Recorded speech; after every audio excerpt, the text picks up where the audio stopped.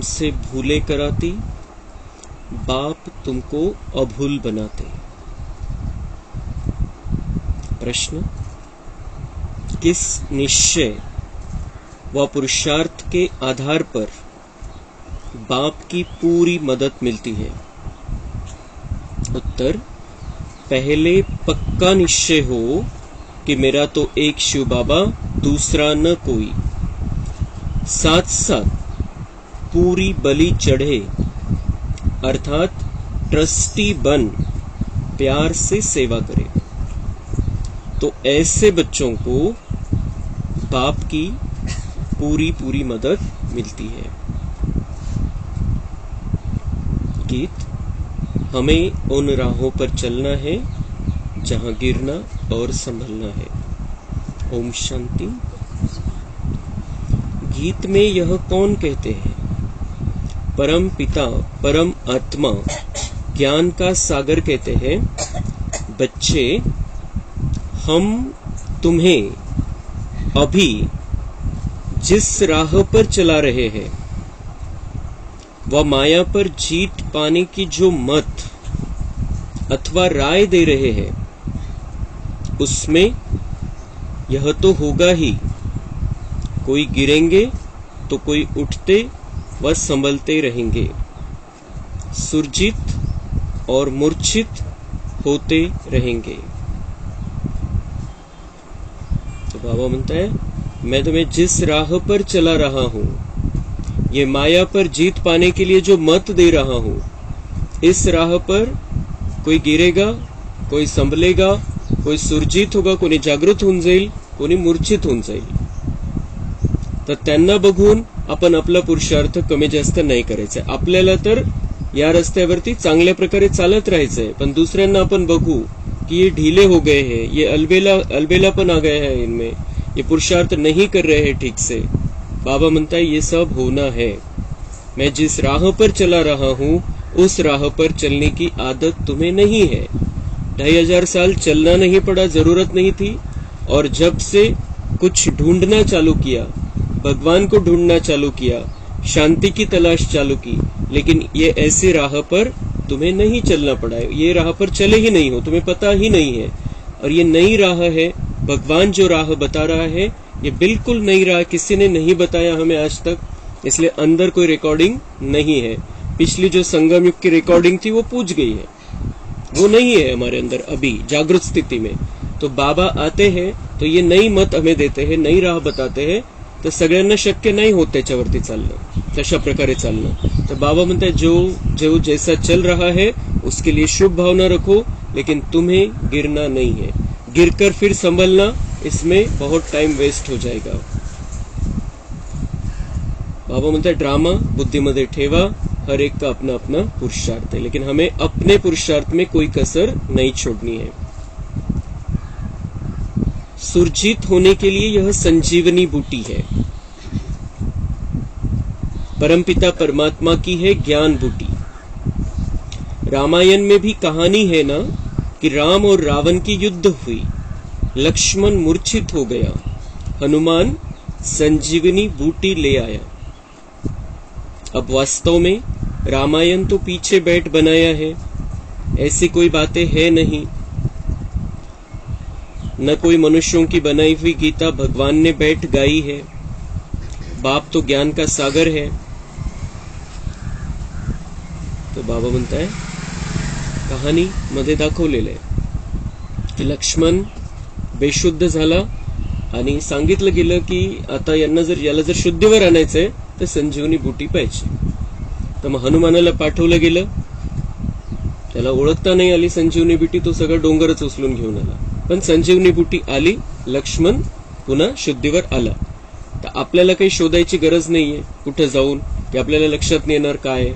हमें तो बाबा डायरेक्ट संजीवनी बूटी दे रहा है, मुरली रेडीमेड है, और उससे हम आत्मा अभी जो मूर्छित हो गए थे 63 जन्मों से, 2500 साल से, वो अब फिर से सुरजित हो रहे हैं। कुठे शोधाशोध करायची गरज नहीं, मुरली है बाबांची।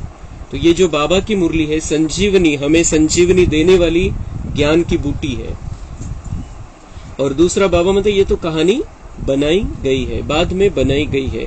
लेकिन ये बात यहाँ की है संगम युग की, कि हम जो आत्मा बेहोश हो गई थी उसे बाबा ने ये ज्ञान मुरली देकर, ये ज्ञान बूटी देकर होश में लाया था। बाप तो ज्ञान का सागर है। किसका ज्ञान? बाबा के पास किसका ज्ञान है? कौन सा ज्ञान है? जो दुनिया वाले कॉलेज में, स्कूल में पढ़ते हैं वो ज्ञान? वो ज्ञान नहीं। बाबा के पास सारी सृष्टि का सत्य ज्ञान है। सारी सृष्टि का सत्य इतिहास बाबा को पता है। सारी सृष्टि का भूगोल बाबा को पता है, सत्य भूगोल। और सारी सृष्टि का जो कुछ भी चल रहा है सृष्टि में, उसका सारा साइंस बाबा हमें मुरली के द्वारा बताता है। और मैथ्स कौन सा है बाबा का? कर्मों का हिसाब किताब। तो बाबा के पास जो ज्ञान है वो दुनिया वालों के पास है ही नहीं। सृष्टि के आदि मध्य अंत का ज्ञान देते हैं, जिसका ही मनुष्यों ने गीता शास्त्र बनाया है, उस पर नाम रख दिया है श्री कृष्ण का। बाबा आते हैं संगम युग में, मुरली के माध्यम से हमें सृष्टि के आदि मध्य अंत का ज्ञान देते हैं। और फिर 2500 साल के बाद जो आत्मा थोड़ा थोड़ा उसे याद आता है, वो लिख कर निकालता है उसके हिसाब से की ऐसा है, ऐसा है, ऐसा है, आत्मा परमात्मा त्याच्या पद्धतीने तो लिहून काढतो। निराकार मध्ये बुद्धी गेली नाही, म्हणून मग सांगितलं गेले की श्रीकृष्णाने हे ज्ञान दिलं, गीता ज्ञान। लेकिन गीता ज्ञान भगवान हमें देता है संगम पर। तो बाबा म्हणता है उस पर नाम रख दिया है श्री कृष्ण का। जैसे बाप की जीवन कहानी में अगर कोई बच्चे का नाम लिख दे तो क्या होगा, वैसे ही शिव बाबा ने जन्म दिया गीता को, उस गीता में श्री कृष्ण का नाम डाल दिया है, इसलिए अनर्थ हो गया है। गीता खंडन होने से सभी मनुष्यात्माओं का बुद्धि योग परमात्मा से टूट गया है। बाबा म्हणता है काही फरक पडत नाही, माझं नाव टाकलं काय आणि श्रीकृष्णाचं नाव टाकलं काय, मला नाही काही फरक पडत। प्रॉब्लेम काय झाला, त्याचं नाव टाकल्यामुळे गीता खंडन झाले। जे आहे ऍक्च्युअल ज्ञान ते कोणी दिलं, हे कुठपर्यंत ती लेवल राहिली की हिंदू धर्माचे हे देवता आहे आणि त्याने हिंदू धर्मवाल्यांसाठी हे ज्ञान दिलं ते ऐकायचंय, ऐकल्यामुळे पुण्य भेटतं, बस इथपर्यंत राहिलं। आणि असं असं सांगितलेलं लेक्चर पुरतं मर्यादित राहिलं, जीवनामध्ये नाही आलं ते कधीच। तो बाबा म्हणते ये क्या हुआ, प्रॉब्लम क्या हो गया कि मेरे बदले श्री कृष्ण का नाम आने से ते लिमिटेड झालं आणि जो सर्व आत्म्यांचा पिता आहे परमपिता परमात्मा, त्याच्याशी कनेक्शन कोणाचंही जोडू शकलं असतं, पण जे ज्ञान पण नव्हतं, ज्ञानाच्या आधाराने थोडंफार आठवून जोडू शकलं असतं, पण बुद्धी श्रीकृष्णाकडे नेली गेली आणि त्यामुळे माझ्याशी कनेक्शन तुटूनच गेलं, जे जोडू शकलं असतं। तो फिर बाबा म्हणता है मुझसे टूट गया, मग टूटलं तर नुकसान काय झालं, मग तो मनुष्य पवित्र कैसे बने? भगवान से कनेक्शन टूट गया, उसके बच्चों से कनेक्शन है जो जन्म मृत्यु के चक्कर में है, जो जिस श्री कृष्ण को याद करते हैं वो दूसरे तीसरे अलग अलग जन्म में है, अलग अलग नाम रूप के साथ है। तो जसं श्रीकृष्णाची आठवण करतात तो पहिल्या जन्मामध्ये, सतयुगामध्ये पहिल्या जन्मामध्ये, तर त्याच्यापर्यंतही आठवण नाही पोहोचू शकत आणि ते स्वतः जन्म मृत्यूच्या चक्रामध्ये, तर आपल्याला पावन नहीं बनू शकत। तो भगवान से कनेक्शन टूट गया, इसका नुकसान भगवान को नहीं हुआ, हम बच्चों को नुकसान हुआ कि हम पतित बनते गए। इस योग अग्नि से ही हम पवित्र बनते हैं, न कि गंगा जल से। तो जब हम बाबा से योग लगाते, वो जो करंट आती है, जो कुछ भी खराबियां आई है हमारे अंदर 63 जन्मों से, वो कम होने लगती है और फिर एक दिन खत्म हो जाएगी। गंगा जल से या गंगा में स्नान करने से ये खराबियां खत्म नहीं हो सकती, क्योंकि अंदर है, आत्मा में, सूक्ष्म में है। बाबा है ज्ञान का सागर। ज्ञान अमृत से मनुष्य को देवता बनाते हैं। बाकी अमृत पानी को नहीं कहा जाता है। यह है पढ़ाई। पढ़ाई माना नॉलेज। यह शास्त्र तो भारतवासियों ने द्वापर से बनाए हैं। मनुष्य कहते शास्त्र अनादि है, हम कहते हैं ड्रामा ही अनादि है, परंतु ऐसे नहीं कि यह कोई शास्त्र सतयुग से शुरू हुए हैं। यह सब अनादि है, माना ड्रामा में नोंद है। दुनिया वाले काय म्हणतात, हे शास्त्र तर कधी बनलेले, लाखो वर्ष झाले, किती अनादि काळापासून बनलेले. बाबा म्हणते ड्रामा ही अनादि है, लेकिन ऐसे नहीं कि ये शास्त्र सतयुग में रहेंगे, सतयुग से बनेंगे. हर कल्प में द्वापर के बाद जिनका जो पार्ट है, जिनका पार्ट है शास्त्र बनाने का, वो अपना अपना पार्ट फिर से बजाते हैं. तर त्या अर्थाने ड्रामा अनादि आहे. या अर्थाने प्रत्येक कल्पामध्ये द्वापर युगापासून हे शास्त्र बनायला सुरुवात झालेली आहे. आणि त्यामुळे त्या अर्थाने बाबा म्हणताय की हे पुराण आहे, क्योंकि रिपीट होता है. द्वापर से लेकर मनुष्य लिखते ही आए हैं. अब बेहद के बाप ने अपनी सारी जीवन कहानी बताई है. खरा परिचय तर बाबांनी आत्ता आपल्याला दिलेला आहे. कहते हैं सतयुग त्रेता में मेरा पार्ट नहीं है. सृष्टि ड्रामा अनुसार चलती रहती है. मेरा भी ड्रामा के अंदर पार्ट नूंधा हुआ है. मैं ड्रामा के बंधन में बांधा हुआ हूँ. सतयुग त्रेता में मेरा पार्ट नहीं है. जैसे क्राइस्ट बुद्ध आदि का सतयुग त्रेता में पार्ट नहीं है. बाबा म्हणतात माझा पार्ट तर नाहीच आहे, पण हे जे धर्मस्थापक आहे त्यांनाही सतयुग आणि त्रेतायुगामध्ये त्यांना पार्ट नाहीये. ते नाही येऊ शकत, ते परमधाम मध्ये राहतात. सतयुग त्रेतायुग ते बघतच नाही. आणि त्यामुळे त्यांनी हे जे धर्मस्थापक आले त्यांनी कोणालाही सतयुगामध्ये जाण्यासाठी तयार नाही केलं, कारण त्यांनी स्वतः नाही बघितलेले. सब आत्माएं मुक्तिधाम में रहती है. ऐसे नहीं देवी देवताओं की भी सब आत्माएं उस समय आ जाती है. नहीं, वे भी धीरे धीरे नंबरवार आते. असं नाही की सगळे 33 कोटी देवी देवता एकदमच येऊन जाणार है. बाबा म्हणते जिसने जितना पुरुषार्थ किया है उस अनुसार वो आएगा नीचे. पहले 9 लाख आएंगे स्टार्ट में, फिर धीरे धीरे वृद्धी होती जाएगी. सतयुगाच्या शेवटी 2 कोटी होतील आणि बाकीचे मग नापास झालेले 31 कोटी त्रेतायुगापासून यायला सुरुवात होईल.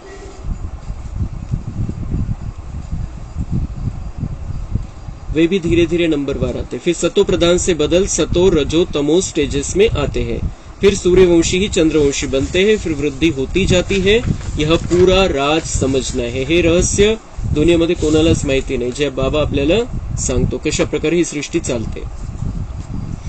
तुम जानते हो जो अधूरा पवित्र बनेंगे उन्हें राज्य भी अधूरा मिलेगा. जो ज्ञान योग में तीखे जाएंगे वे ही पहले राजे बनेंगे.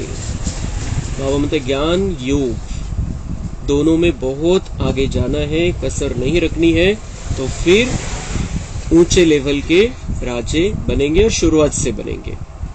यह राजधानी बन रही है, पूरा पुरुषार्थ करना है. शिव बाबा समझाते हैं तुमको हीरे समान बनना है. बाबा म्हणताय की तुम्हाला एकदम श्रेष्ठ लेवलचं बनायचंय, दिव्य गुणांनी संपूर्ण बनायचंय. जसं सगळ्यात श्रेष्ठ सगळ्यात मौल्यवान समजलं जातं हिऱ्याला, तर तसं बाबा म्हणताय तुम्हाला आपलं हे आताचं जीवन ही मौल्यवान आहे आणि या जीवनामध्ये पुरुषार्थ करून 5000 वर्षाचं भाग्य बनवून घ्यायचंय. अब तो बाप सम्मुख है. कहते हैं भक्तों के पास भगवान को आना पड़ता है माया की जंजीरों से लिबरेट करने. बाबा कहते हैं मैं जानता हूं यह माया की युद्ध है. कभी चढ़ेंगे कभी गिरेंगे. योग टूटता है तो मनसा वाचा कर्मना में भी भूले होती है. बाबा म्हणता है मुझे पता है. बच्चे आते हैं मेरे बनते हैं, फिर क्या होता है. असं नाही की आले आणि सगळे संस्कार बदलून गेले. वेळ लागतो, कारण 63 जन्माच्या सवयी वेगवेगळ्या आहे, वेगवेगळ्या प्रकारचे संस्कार आहे. असं नाही की एकदम परिवर्तन होऊन जातं. पण बाबा म्हणताय की कमजोर होऊन माझ्याकडून होणार नाही असं समजून पुरुषार्थ करणं सोडायचं नाहीये. बाबा कहते मैं जानता हूं यह माया की युद्ध है. कभी चढेंगे कभी गिरेंगे. कधी कमी जास्त होत राहील म्हणजे परवानगी नाही दिली बाबांनी, पण हे असं होईल.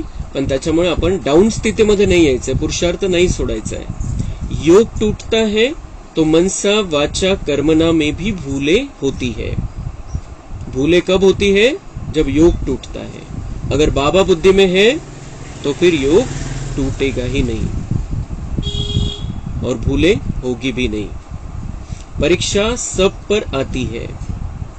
कुछ भी माया का वार न हो फिर तो शरीर ही छूट जाए.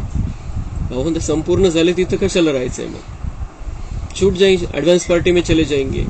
तो इसलिए बाबा म्हणते परीक्षाएं तो होगी और माया का वार हो नहीं, ऐसा तो हो नहीं सकता क्योंकि संपूर्ण तो बने नहीं है, और जब संपूर्ण बन जाएंगे शरीर छूट जाएगा। संपूर्ण कोई बना नहीं है, यह घुड़दौड़ है। राजस्व अश्वमेघ यज्ञ कहते हैं। राजाई के लिए अश्व यानी रथ को शिव बाबा पर बलि चढ़ाना है, अर्थात बच्चा बन पूरी सेवा करनी है। बाबा म्हणते राजाई जर पाहिजे तुम्हाला तर स्वतःला शिवबाबावरती संपूर्ण समर्पित करा। सेंटरवर जाऊन समर्पित व्हा किंवा नका हो, पण घरग्रस्त मध्ये राहत असताना संपूर्ण समर्पण। हम बाबा के कंप्लीट मन बुद्धि से सरेंडर करना, मतलब बाबा म्हणते अर्थात बच्चा बन पूरी सेवा करनी। जो बाबा का काम वो मेरा काम। ट्रस्टी बन फिर पुरुषार्थ करना है तो मदद भी मिलेगी, पक्का निश्चय चाहिए। मेरा तो एक शिव बाबा, दूसरा न कोई। मरना तो सबको है, जाना तो है। बाबा म्हणताय मैं लेने के लिए आया हूं।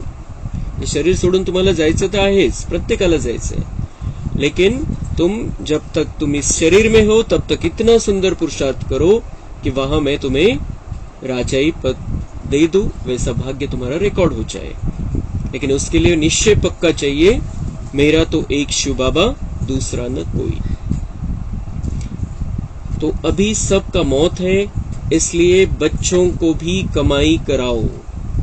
3-4 दिवसापूर्वी पण बाबांनी सांगितलं, आता पण बाबा सांगताय कि अपने बच्चों को भी ये कमाई कराओ। तो पहले अपने को दिखाना पड़ेगा कि मैं कमाई कर रही हूं, कर रहा हूं, तो बच्चों पर असर पड़ेगा। तो बच्चों को भी ये कमाई कराओ, क्योंकि यहाँ का कुछ साथ नहीं आने वाला है।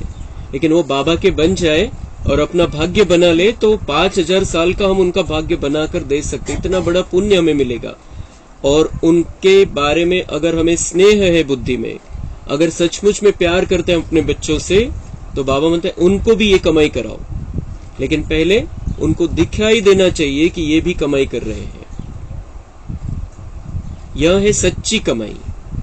जो करेगा सो पाएगा, जो करेगा सो पाएगा, नहीं करेगा तो नहीं पाएगा, और जो करेगा जितना करेगा उतना पाएगा। तर त्यामुळे आपण आपलं आपलं बघायचं, आपला आपला पुरुषार्थ करायचा आणि आपल्या पुरुषार्थाद्वारे प्रेरणा द्यायची सगळ्यांना। मुझे देखकर फिर और भी करने लगेंगे। ऐसे नहीं बाप कमाई करेगा तो बच्चों को मिल जाएगी।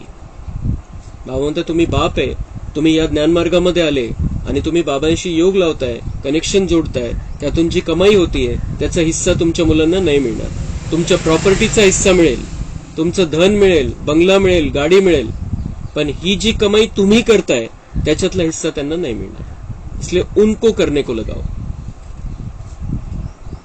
तो ऐसे नहीं बाप कमाई करेगा तो बच्चों को मिल जाएगी, नहीं, बच्चों को भी यह सच्ची कमाई करानी है। यह है समझने की बातें, इसमें परहेज बहुत चाहिए।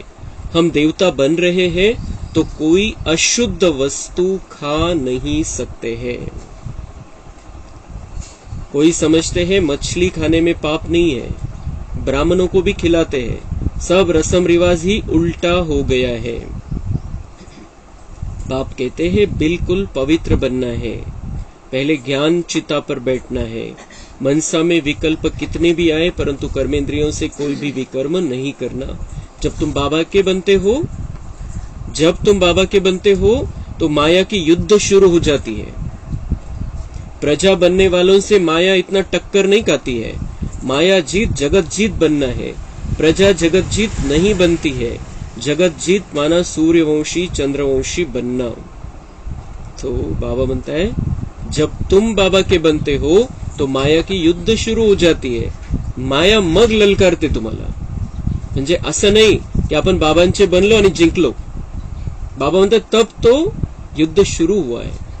जब तुमने बाबा को अपना माना है, माया ललकारेगी क्योंकि तुमने उसके राज्य को चुनौती दी है। तिचं राज्य ती राज्य करते द्वापरयुगापासून, हे विकारांचं साम्राज्य द्वापरयुगापासून।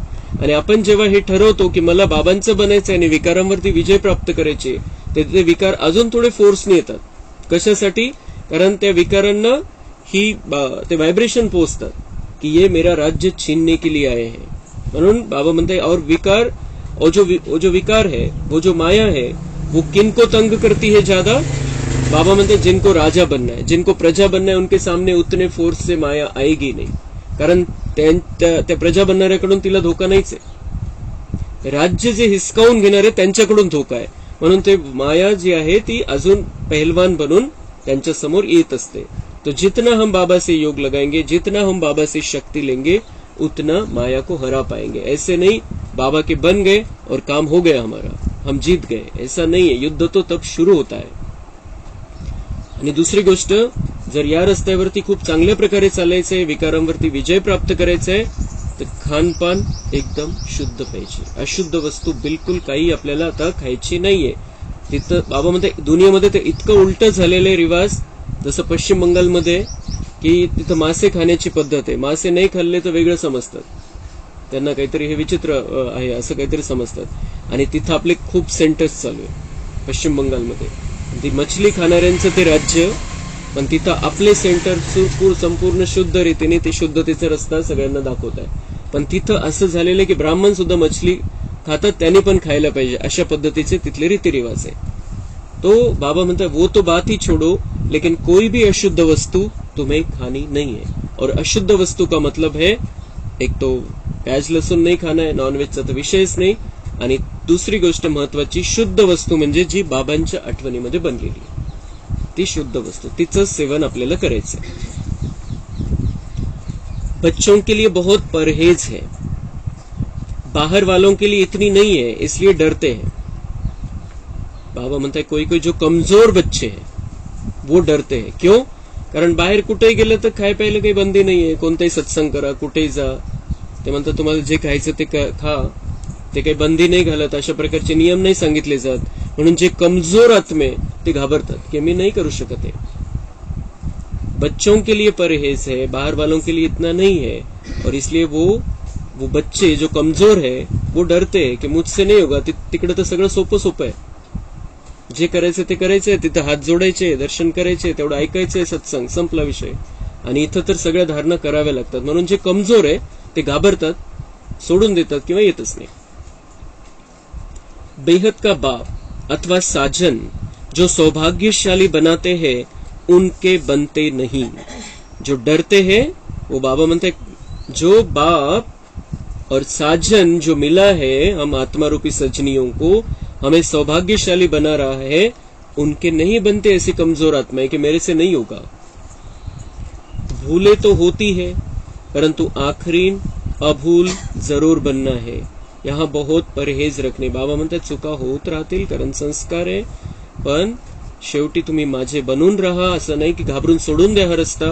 तुम्ही शेवटी अभूल होणार आहे, तुमच्या सगळ्या चुका समाप्त होऊन जातील. यहाँ बहुत परहेज रखनी है. समर्थ का हाथ पकड़ा है. बाबा म्हणते हाथ किसका पकड़ा है? जो सर्वशक्तिवान है उसका हात पकड़ा है. तो बाप संभाल भी करेंगे. मग बाबा म्हणते माझे बनून राहा, माझं बोट पकडून ठेवा, मी सांभाळेल पण तुम्हाला. सौतेले बच्चों को थोड़ी करेंगे, सौतेले बच्चों को थोड़ी संभालेंगे. बाबा म्हणते हैं जिम्मेदारी किसकी है? जो मेरी उंगली पकड़कर चल रहे उनकी मेरे पर जिम्मेदारी है, मैं उनको संभालूंगा. जो सौतेले मतलब बाबा का कहना नहीं मानते हैं, बाबा म्हणते उनको थोड़ी संभालूंगा मैं. तुम बच्चे जानते हो भारत जो हीरे मिसल था वह कौड़ी मिसल बन गया है. अभी तो तुम कहेंगे हम नरकवासी से स्वर्गवासी बनने का पुरुषार्थ करते हैं, हम सदा सौभाग्यशाली बनने आए हैं. बाबा पतित से पावन बना रहे हैं. फिर यह रावण राज्य नीचे चला जाएगा. यह चक्र फिरता है ना, रावण राज्य नीचे तो राम राज्य ऊपर हो जाएगा. अपने को बहुत संभालना भी है, अपने को बहुत संभालना है. क्यों? क्योंकि हम माया की नगरी में रह रहे हैं, इसलिए हमें संभालना है. अपने आप को उन वाइब्रेशन से, उन लोगों से बचाना है जिनकी कलयुगी सोच है, जो कलयुग के टाइप से ही सोचते हैं, कलयुग के टाइप से उनके व्यवहार चलता है, कलयुग टाइप से बोलते हैं, वैसी भावना रहती है. ऐसे कलयुगी आत्माओं से और उस वाइब्रेशन से हमें अपने आप को बचाना है. भगवान कह रहा है अपने को बहुत संभालना है. इस समय, इस अंतिम समय में बहुत खराब दुनिया बन गई है, अपने आप को उससे दूर ही रखना है. तेवढ्या पुरतं तेवढं कॉन्टॅक्ट मध्ये. और संभाल वही सकेंगे जो रोज ज्ञान स्नान करेंगे. दुसरा पर्यायच नाही दिलेला बाबांनी. बाबा म्हणताय याच्यापासून वाचून राहायचं, या दुनियेच्या आत्ताच्या या छिछी दुनियेच्या व्हायब्रेशन पासून. तो रोज 2 बारी ज्ञान स्नान करना है. रॉयल मनुष्य दिन में 2 बारी स्नान करते हैं. जे वरच्या चांगल्या घराण्यामध्ये राहतात, बाबा म्हणतात 2 वेळा अंघोळ करतात. ते पाण्याची, शरीराची अंघोळ, तेही ठीक आहे आपलं शरीर स्वच्छ ठेवण्यासाठी. यहां भी अमृत वेले और नुमा शाम 2 बारी ज्ञान स्नान जरूर करना चाहिए.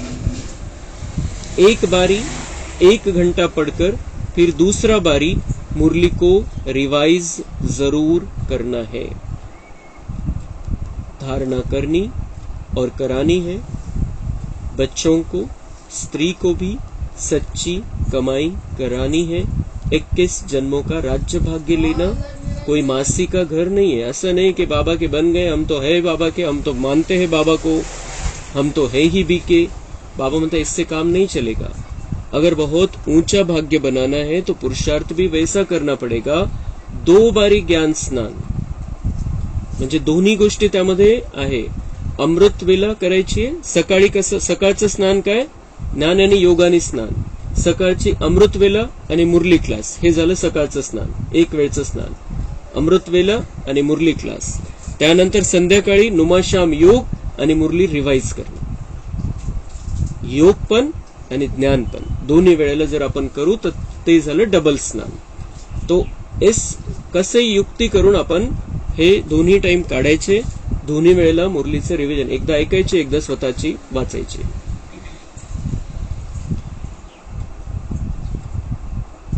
इक्कीस जन्मों का राज्य भाग्य लेना कोई मासी का घर नहीं है. समझा जाता है कौन कौन तीखा पुरुषार्थ करते हैं. म्हणता मला सगळं कळतं कोणाचा किती पुरुषार्थ चाललेला है, क्योंकि बाबा के पास हमारा वीडियो चालू रहता है.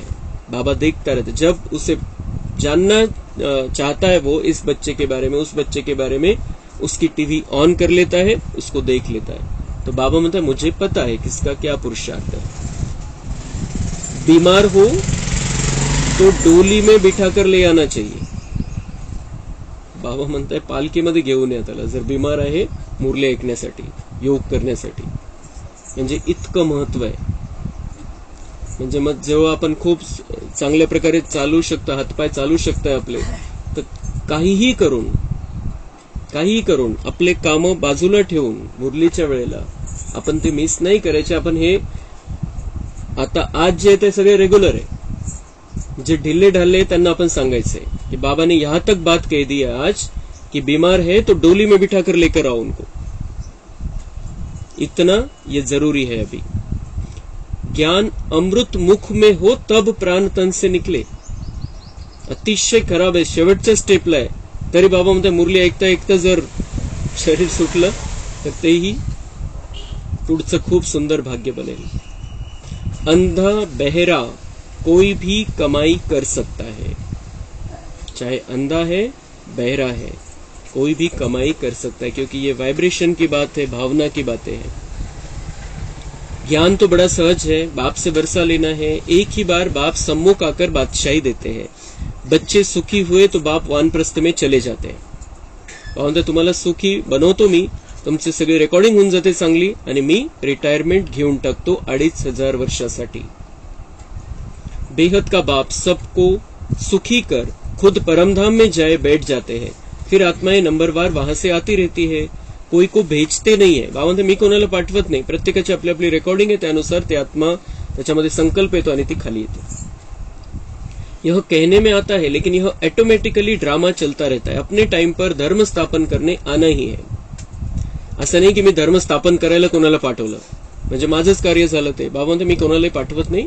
ज्याने त्यांनी ज्याची त्याची रेकॉर्डिंग केलेली आहे, ज्याने त्यांनी या ड्राम्यामध्ये जबाबदारी उचललेली आपली आपली, आणि तो त्यानुसार त्याच येतो. तुम जानते हो हम ब्रह्म वंशी ब्राह्मण है. शिववंशी तो सारी दुनिया आहे. सगळे शिवाचे बच्चे आहेच. सगळे आत्मा परमात्म्याची संतान आहे. आपण ब्रह्मवंशी ब्राह्मण आहे. शिवबाबाने ब्रह्माद्वारे नवा जन्म दिलाय आपल्याला. अभी हम हे ईश्वरीय धर्म के, खूप श्रेष्ठ धर्मामध्ये आपण आलेलो आहे. आणि हा कोणताही कर्मकांडवाला धर्म नाही, हा आत्म्याच्या धर्मामध्ये आणि ईश्वराचे बच्चे आपण बनलेलो आहे. सतयुग में होंगे देवी देवता धर्म के, आता ईश्वरीय धर्म, सतयुगामध्ये देवी देवता धर्म. अब ईश्वर के पास जन्म लिया है, अभी हम उनके बन गए हैं. कायम आपल्याला बुद्धीमध्ये ठेवायचं आहे की हा आपला नवा जन्म आहे. आता आपण बाबांच्या घरी जन्म घेतलेला आहे, ईश्वराच्या परिवारामध्ये सामील झालेलो आहे. सगळं बदलून जाईल, आपलं विचार, भावना, कृती सगळं बदलून जाईल. मनुष्य रचता को न जानने कारण रचना के आदि मध्य अंत को भी नहीं जानते, उनको कहा जाता है नास्तिक, कौड़ी तुल्य. बरोबर अभी हम आस्तिक बने हैं तो हम हीरे तुल्य बन जाते हैं. रचता और रचना को जानने से हमको राजाई मिलती है. बाबा हमको वर्थ पाउंड बनाते हैं, तो बनना चाहिए ना. बाबा तुम्हाला मी मौल्यवान बनवतोय. तुमची काही व्हॅल्यू राहिली नव्हती, आत्म्यामध्ये काही शिल्लक राहिलं नव्हतं. आता मी पुन्हा तुम्हाला बहुमूल्य बनवतोय, अमूल्य बनवतोय, तो बनायला पाहिजे ना. सचखंड का बादशाह सचखंड का मालिक बना रहा है, चमड़ा पोश कहा जाता है. एक खुदा दोस्त की कहानी भी है, तो अब वह खुदा हमारा दोस्त है. खुदा दोस्त, अल्लाह अवलदीन और हातम ताई का खेल सारा अभी का है. सगळ्या कहाण्या संगम युगावरती बनलेल्या आहे. अच्छा, मीठे मीठे सिक्के लधे बच्चों प्रति माता पिता बाप दादा का याद, प्यार और गुड मॉर्निंग. रूहानी बाप की रूहानी बच्चों को नमस्ते. हम रूहानी बच्चों की रूहानी बाप दादा को याद, प्यार, गुड मॉर्निंग, नमस्ते. वहाँ बाबा वहाँ, शुक्रिया बाबा शुक्रिया. धारणा के लिए मुख्य सार है, सच्ची कमाई करनी और सबको करानी है.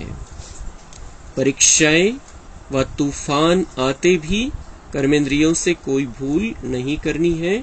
माया जीत जगत जीत बनना है. देवता बनने के लिए खान पान की पूरी परहेज रखनी है. नहीं बनना है देवता तो बाबा म्हणते हैं मन मर्जी कुछ भी करो. लेकिन अगर देवता बनना है तो खान पान की पूरी परहेज रखनी है. शुद्ध भोजनच पाहिजे, शुद्धच वस्तू आपल्या मुखामध्ये गेली पाहिजे. कोई भी अशुद्ध वस्तु नहीं खानी है. 2 बारी ज्ञान स्नान जरूर करना है. वरदान, एक बल एक भरोसे के आधार से सफलता प्राप्त करने वाले मास्टर सर्वशक्तिमान भव. जो सच्ची लगन वाले बच्चे एक बल एक भरोसे के आधार से चलते हैं, उन्हें सदा सफलता मिलती रही है और मिलती रहेगी, क्योंकि सच्ची लगन विघ्नों को सहज ही समाप्त कर देती है. जहाँ सर्वशक्तिवान बाप का साथ है, उस पर पूरा भरोसा है, वहाँ छोटी छोटी बातें ऐसे समाप्त हो जाती है जैसे कुछ थी ही नहीं. असंभव भी संभव हो जाता है. मक्खन से बाल समान सब बातें सिद्ध हो जाती है. तो ऐसे अपने को मास्टर सर्वशक्तिवान समझ सफलता स्वरूप बनते चलो. अपने आप को मास्टर सर्वशक्तिवान समझना है, बाबा का साथ लेना है, बाबा के साथ रहना है, बाबा से प्यार करना है, प्यार बढ़ाना है, पूरा विश्वास बाबा पर रखना है. तो बाबा म्हणता है छोटी छोटी बातें तो ऐसे समाप्त हो जाएगी जैसे मक्खन से बाल. लोणीमध्ये केस गेला असेल तर खूप सहज निघतो, तो सहज काढता येतो. तर तसं बाबा म्हणतात समस्या पण सहज सुटून जाईल, मुक्त होऊन जाल तुम्ही त्याच्यामधून. छोटी छोटी और बड़ी बातें भी भगवान के अगर है तो वो बड़ी बात भी बहुत छोटी हो जाएगी और खत्म हो जाएगी. स्लोगन, नैनों में पवित्रता की झलक हो और मुख पर पवित्रता की मुस्कुराहट हो, यही श्रेष्ठ पर्सनॅलिटी है. सर्वोच्च चारित्र्य कोणतं आहे आपलं? जेव्हा आपण देवी देवतांसारखे इथं राहायला लागू. डोळ्यामध्ये आणि मुखावरती जे देवी देवतांचा चेहरा आहे, देवी देवतांचे जे चेहऱ्यावरती मुस्कान आहे, तशा प्रकारचा हसरा चेहरा, तो जेव्हा आपली झलक बनून जाईल, सगळ्यांना लक्षात येईल ती स्थिती आपली, तर ते बाबा म्हणतात सर्वश्रेष्ठ चारित्र्य. चारित्र्य बनवायचे तर तसं बनवा, देवी देवतांसारखे इथंच बनवा. अच्छा, ओम शांति। कम बोलो, धीरे बोलो, मीठा बोलो।